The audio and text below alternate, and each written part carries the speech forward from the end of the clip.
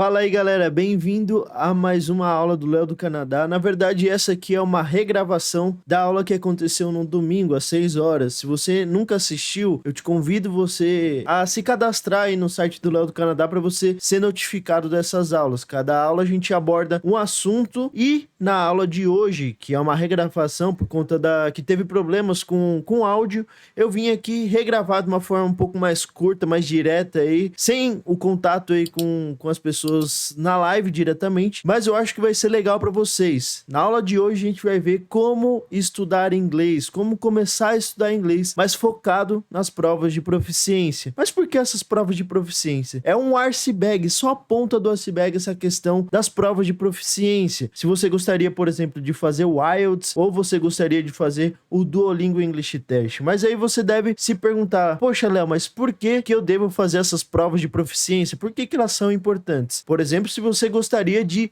morar no Canadá, se você gostaria de participar do processo de imigração, é de extrema importância que você faça e tire uma boa nota nessas provas de proficiência. Por exemplo, se você gostaria de morar em Toronto, uma das cidades mais requisitadas em questões de imigração, mas também em questões de intercâmbio. Por exemplo, intercâmbio para você fazer uma universidade ou um college. Essa aqui é uma foto sobre a Universidade de Toronto. Para você participar da Universidade de Toronto, você pode fazer tanto a prova do Duolingo English Test quanto a do IELTS. Cada uma das provas tem as suas próprias estruturas, mas em termos das provas em si, são coisas diferentes entre você aprender o inglês, entre você fazer realmente a prova. Para você fazer a prova, tem algumas técnicas para a gente desenvolver em questões da gente atingir o tempo necessário dessas provas, mas também a gente precisa desenvolver o nosso idioma, a gente precisa saber falar o inglês, evidentemente, não só isso, mas também, né? E para a gente conseguir melhorar o nosso idioma focado nessas provas de proficiência, a gente tem o resto do iceberg que poucas pessoas discutem sobre isso.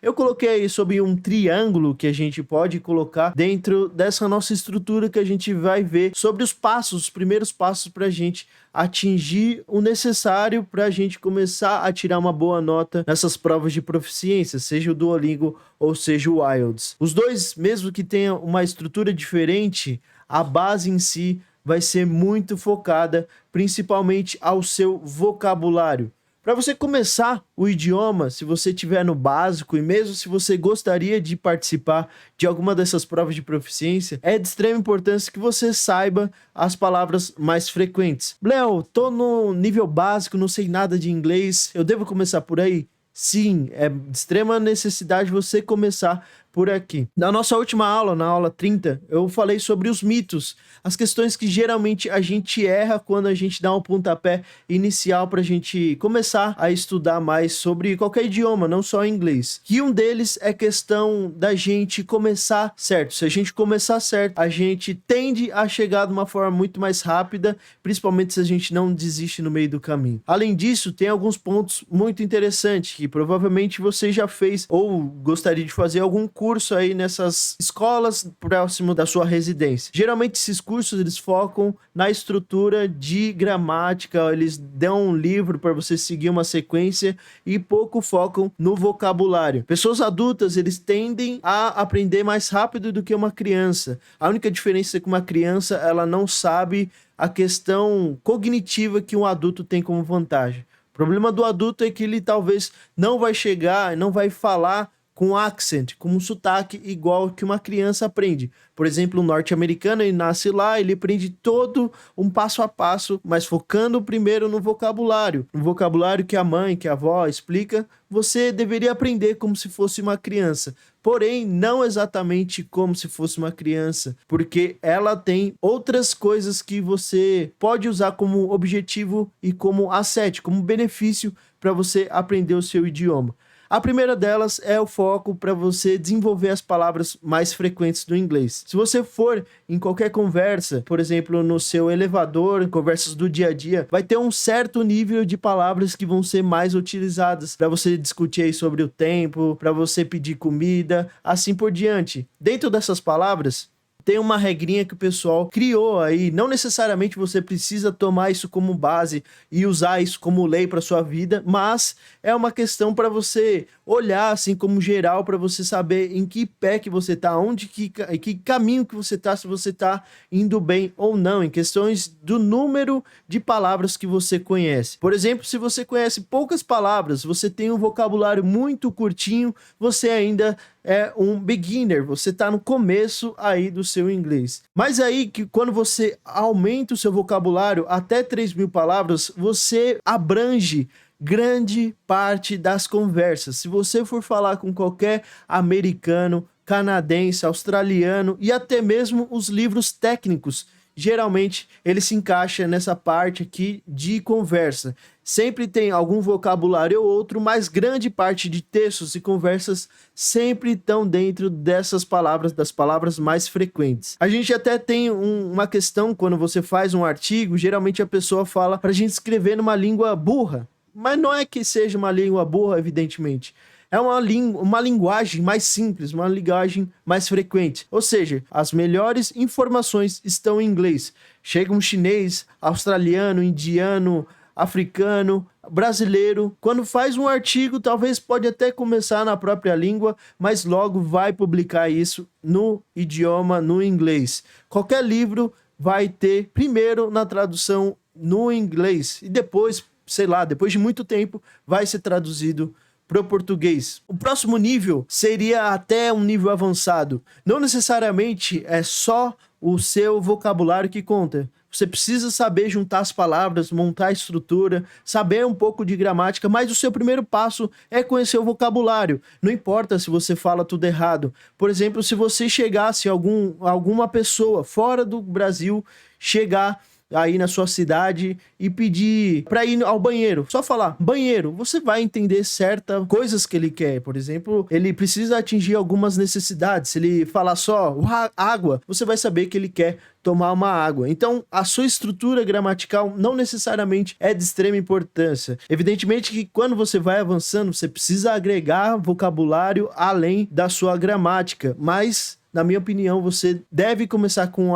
o vocabulário e depois passar para uma gramática. As palavras mais frequentes, existem listas e listas que você pode adquirir aí. Eu tenho uma lista sobre as 4.000 palavras, só peguei as primeiras 22 e você pode ver que tem um detalhe muito interessante sobre essas palavras mais frequentes. Grande parte é artigo, ou seja, o, a e coisas referente a ele, ela, mas também tem alguns verbos interessantes. Por exemplo, o verbo to be, que eu acho que o primeiro que você aprende na escola ou quando você vai para algum cursinho, mas também os mais utilizados, que nem um have. A gente tende a falar sempre na posse, né? Eu tenho, ele tem, sempre é interessante, por isso que chega a ser mais frequente. E outras até que você vira e mexe tá usando, por exemplo, o but. Só que tem o próximo nível que a gente deve adquirir, que são os nons. Pera lá. Não são os nons do Harry Potter, você não precisa fazer nenhuma mágica aí para você adquirir o seu idioma e chegar no nível interessante. São os nons com N, que é tipo um substantivo. Coisas que não necessariamente vai estar nas partes das palavras mais frequentes de qualquer idioma, principalmente do inglês, que são coisas que a gente vê do dia a dia, mas não tem gente discutindo sobre isso. Por exemplo, sobre tomada, garfo, faca, não tem nenhum blog falando sobre isso, pessoas parando no meio da esquina aí conversando sobre garfo, etc. Só que são palavras do nosso dia a dia, palavras que a gente vai encontrar aí quando a gente esbarrar. Por exemplo, quando você estiver na sua casa, você vai abrir a geladeira e vai ver algumas coisas. Dentro dessas coisas, tá aqui dentro dos nons, os substantivos básicos. Esses nons, por exemplo, um carro é um carro, a faca é uma faca, esses são os nons, é o nome daquela coisinha. Não necessariamente vai cair no nosso próximo nível que a gente já vai abordar, mas também você precisa desenvolver isso, coisas que você vê no dia a dia aí, principalmente para você conseguir desempenhar, conseguir fazer uma viagem, pedir alguma coisa no restaurante, tudo isso você precisa de um certo vocabulário básico para você, por exemplo, quando você estiver no restaurante, você for pedir uma lagosta, como que eu peço uma lagosta? Tudo isso tá dentro dessas coisas básicas. Dentro dessas coisas básicas, você precisa ter em mente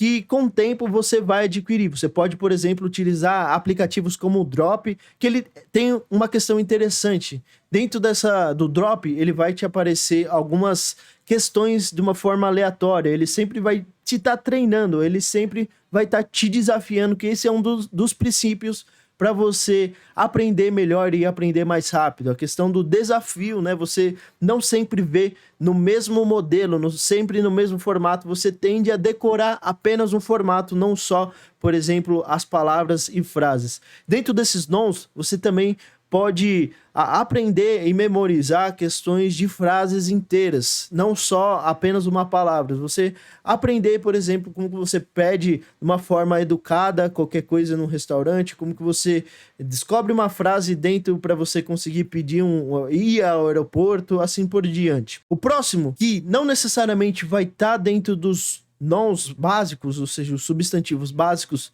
são as coisas do nível de idioma que você faz. Dentro dessas 3 casinhas, você vai ter muita coisa que vai cair no IELTS e no Duolingo English Test. Quando você for fazer o IELTS, por exemplo, vai ter estruturas lá para você ler um texto. Dentro desse texto, assim como no Duolingo também vai aparecer alguns textos, vai aparecer coisas geralmente básicas para você. Coisas do dia a dia, sobre o meio ambiente, coisas gerais, porém vai aparecer alguns vocabulários um pouco avançado, mas não tanto nesse tipo de questão. Mas é importante você entender que tem 2 pontos interessantes no IELTS e no Duolingo English Test. No IELTS, quando você for fazer a prova escrita e a prova que você vai fazer um speaking, você vai falar com um cara, ele vai te entrevistar, ele vai te fazer uma pergunta básica, ele vai falar, putz, me conta aí do seu dia a dia. A partir dessa pergunta básica, você precisa desenvolver e falar aí por 2, 3 minutos,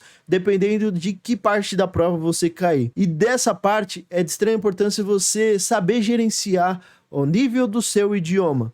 Tem uma questão que é dada referente ao nível que você tá, mas classificado pelos europeus. Os europeus, eles classificam o nível A1, A2 como nível básico, B1, B2 como nível intermediário e C1, C2 como nível avançado. Então é de extrema importância você saber gerenciar o nível que você tá. Eu caí em algum erro que quando eu comecei, desde 2014, eu consegui ir para o Canadá, de fato, sozinho, né?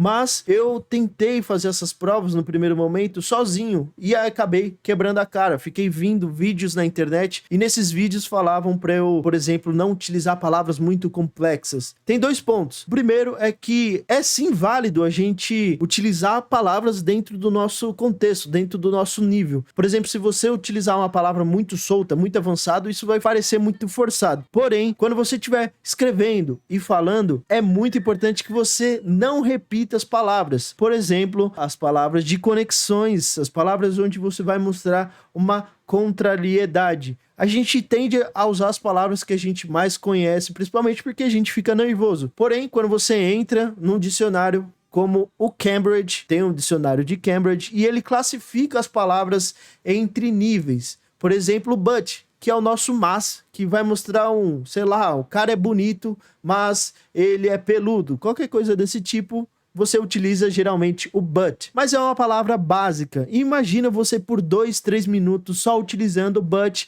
centenas e centenas de vezes. Assim como o and, a gente utiliza muito essa palavra, ou algumas outras básicas. A gente pode utilizar o to, que quer dizer o também, né? Quando a gente começa a linkar uma frase com a outra. Porém, além de ser básica essa palavra, você poderia perder pontuação nessa palavra se você, por exemplo, só conhecesse o but. Você seria classificado como um A1, um nível básico de idioma. Só que você pode substituir essa palavra por outras. Existem sinônimos dessas palavras. Alguma que, por exemplo, pode ser até mais utilizado que o but, mas quer dizer a mesma coisa, é o do. Porém, é um nível B1 já, é um nível um pouco mais avançado do que o but. Só que tem a estrutura de como que você utiliza essa palavra, ele é um pouco diferente do but, mas ele significa a mesma coisa. Ou você pode trocar por algumas que vão soar mais sofisticado ainda, por exemplo, however,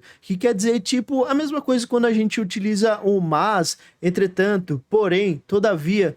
Todas as palavras têm o mesmo significado, assim, pra gente que é muito leigo, não tem tanta diferença quando você utiliza uma palavra ou outra, mas sim, você pode substituir, usar os sinônimos dessas palavras, por exemplo, however, ou você pode utilizar até mesmo dentro do dicionário de Cambridge, tem alguns sinônimos. Você clica lá no but, vai aparecer um Smart Vocabulary, onde você consegue ver quais são os sinônimos dessa palavra. Dentro desses sinônimos, você pode substituir diretamente e conhecer como que é utilizado essas palavras dentro do dicionário, ou você pode pegar e selecionar direto uma palavra dessas sugestões. Por exemplo, nevertheless, que já é também um pouco mais avançado do que o however e muito mais avançado do que o but. Se você precisar ainda utilizar palavras muito mais sofisticadas, você chega no nível avançado, nível C1. Existem palavras de todos os tipos e certamente dentro dessas palavras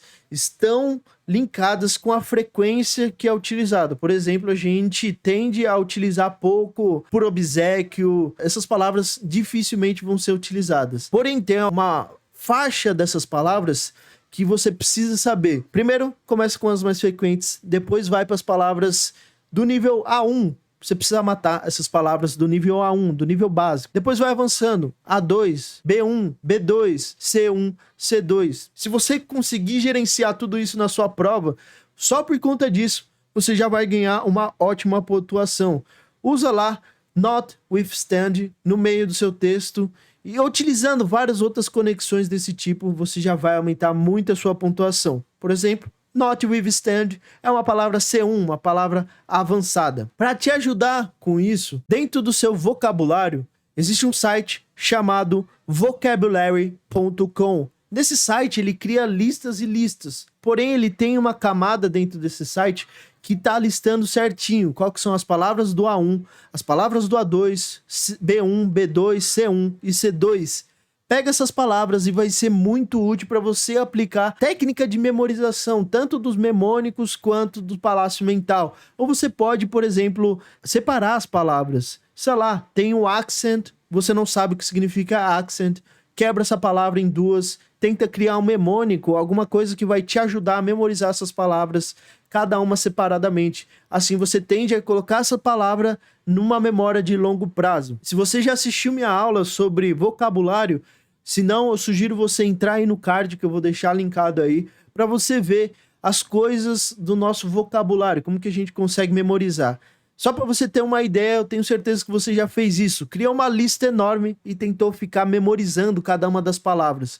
Dentro dessas palavras, no dia seguinte você já esqueceu. Por exemplo, quando você precisou memorizar para alguma prova. Só que a nossa ideia aqui é levar essa memorização curta para uma memorização de longo prazo. A gente conseguir só um termo um pouco mais complexo, a nossa sinapse conseguir completar certinho, a gente organizar bem a nossa memória para a gente captar, por exemplo, uma palavra absent no meio de um texto gigante, a gente já saber o que essa palavra significa. Só essa lista aqui eu peguei de um nível B1, do nível intermediário, mas você pode pegar de qualquer uma desses níveis para você abordar. O próximo nível é o nível hard que a gente precisa aprender.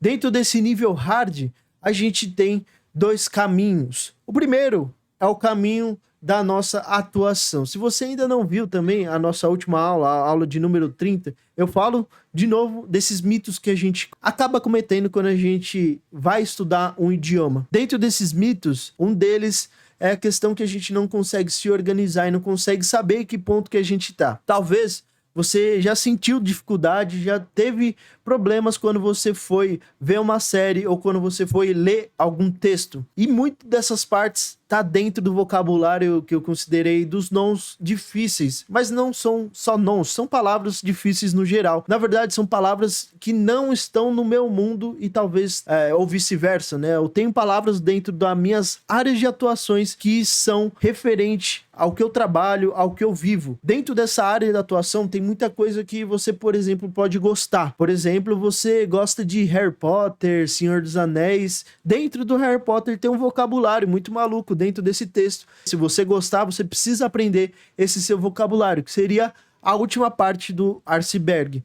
Dentro dessa última parte do iceberg aí, dentro da sua área de atuação, é muito válido você pegar esse vocabulário a partir de textos e a partir de audiobooks. Por exemplo, se você gostar muito de tricô, de culinária, pega um livro ou um audiobook sobre esse assunto, onde você vai poder ouvir, ver o texto, grifar o texto e memorizar essas palavras referente ao seu mundo. Por exemplo, eu não curto questões de culinária, mas curto muito questões de negócio, questões de engenharia. Então, essa é a minha praia, essa é a parte onde que eu preciso aprender mais os meus vocabulários. Porém, tem outro caminho, que é a questão, principalmente quando a gente não entende uma série que são as linguagens da rua, que eu chamei, que são coisas coloquiais ou são expressões idiomáticas, que é tipo a nossa gíria. Existem várias coisas sobre isso, sei lá, louco pra cachorro. Não quer dizer que o cara é um louco pra cachorro, evidentemente. Essa é uma frase que, num contexto,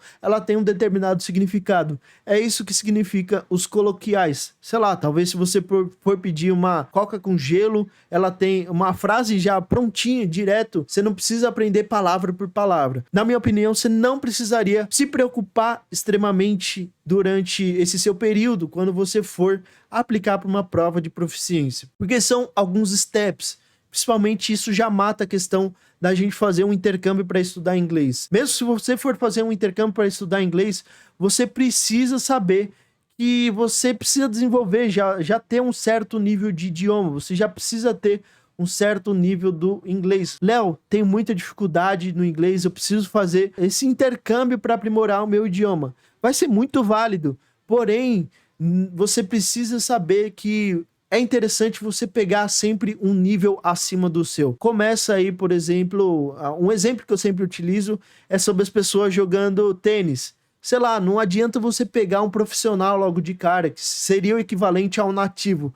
Você pouco vai aprender. Não tem uma pílula mágica que você, falando com um cara nativo, você vai desenvolver o seu idioma. Não, um cara que fala o próprio idioma, não necessariamente ele vai ensinar você. Seria interessante você avançando pouco a pouco. Então, mesmo se você gostaria de fazer um intercâmbio para estudar inglês, numa escola de inglês, seria interessante você já saber o idioma, principalmente em questões de fazer as provas de proficiência. As provas de proficiências não caem muito e quase nada sobre expressões idiomáticas, expressões da rua, coisas de gírias, e é de extrema importância você saber qual que é o vocabulário mais frequente, principalmente quando você estiver desenvolvendo aí algum texto, você for ler algum texto, não travar. Por exemplo, na minha época aí, quando eu fui fazer a primeira vez no IELTS, eu tirei 5. Quando eu tirei 5, caiu um texto para mim sobre cavalos marinhos e eu fiquei totalmente perdido.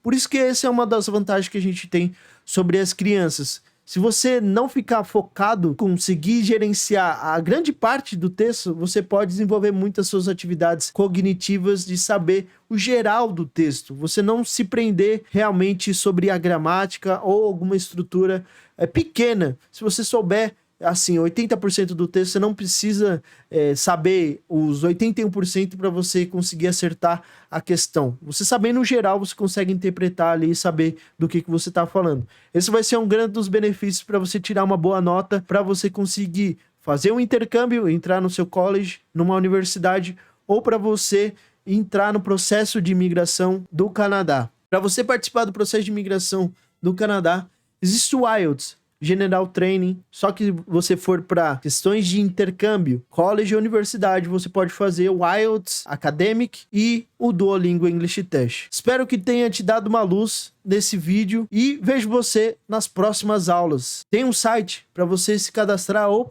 faz parte aí do Telegram, onde eu sempre mando informações para vocês, coisas sobre o intercâmbio, e vejo você nas próximas aulas. Muito obrigado por ter acompanhado Foco Canadá.